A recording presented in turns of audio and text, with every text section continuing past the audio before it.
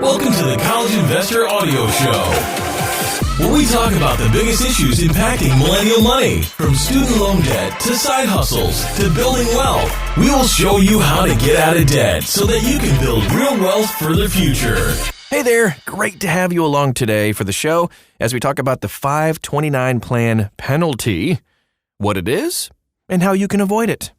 Okay, so there are so many ways to save for college. The absolute best way to do it might very well be depending on your specific situation. So a lot of people have success using a 529 plan to save for higher education expenses. A 529, in case you don't know, is a type of tax-advantaged account that allows you to save and invest money. As long as you withdraw that money for qualified expenses, you can do so without paying taxes on it. However, if you don't use money in your 529 plan for qualified education expenses, you might be charged a 529 plan penalty. Thankfully, it's fairly straightforward to avoid a 529 plan penalty as long as you take a few precautionary steps. First of all, what's a 529 plan? All right, so 529 plans are a type of account that is typically used for saving for college and other higher education expenses. 529 plans are generally run by individual states, and you can open a 529 in a variety of states, not necessarily the one you actually live in. However, many states give tax deductions or even credits for contributing to their specific 529 plan.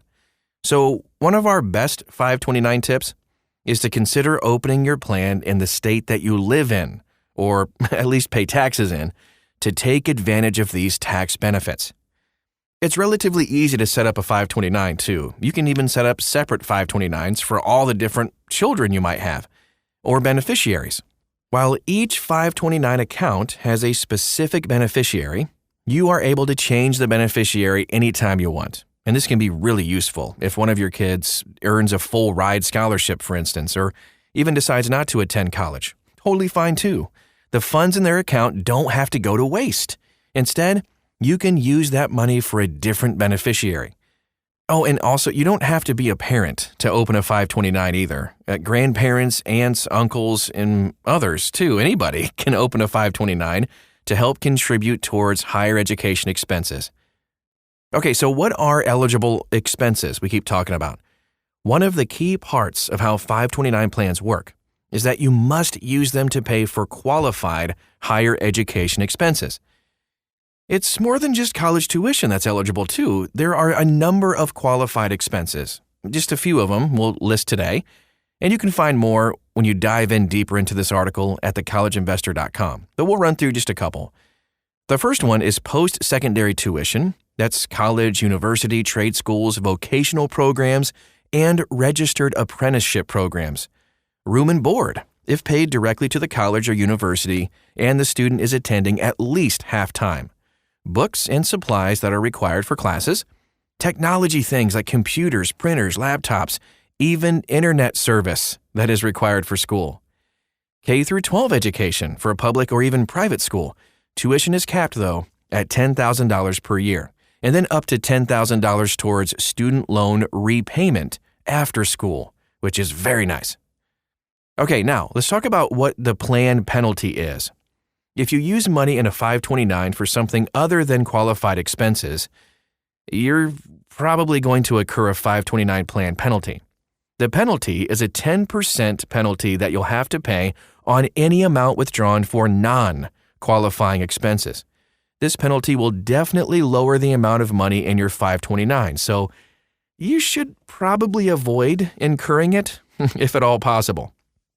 Any money that you withdraw from your 529 for a non-qualified expense will also be treated as ordinary income, which just means you'll likely have to pay federal and state income tax on it.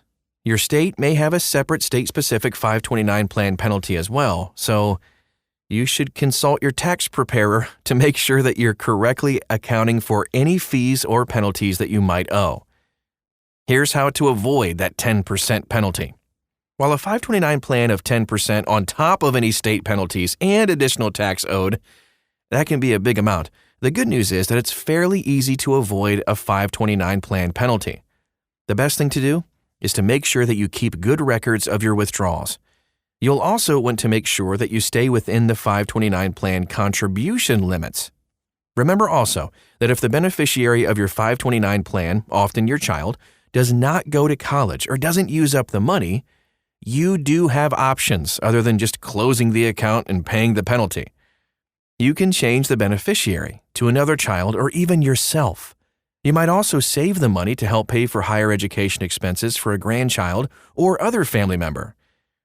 So the bottom line, 529 plans are one of the best ways to save for college or other higher education expenses. Your money can grow tax-free, and you may even get a deduction or credit on your state income taxes, as long as you use the money in your 529 plan for qualified education expenses. You won't have to pay income tax on your contributions or the growth in your account.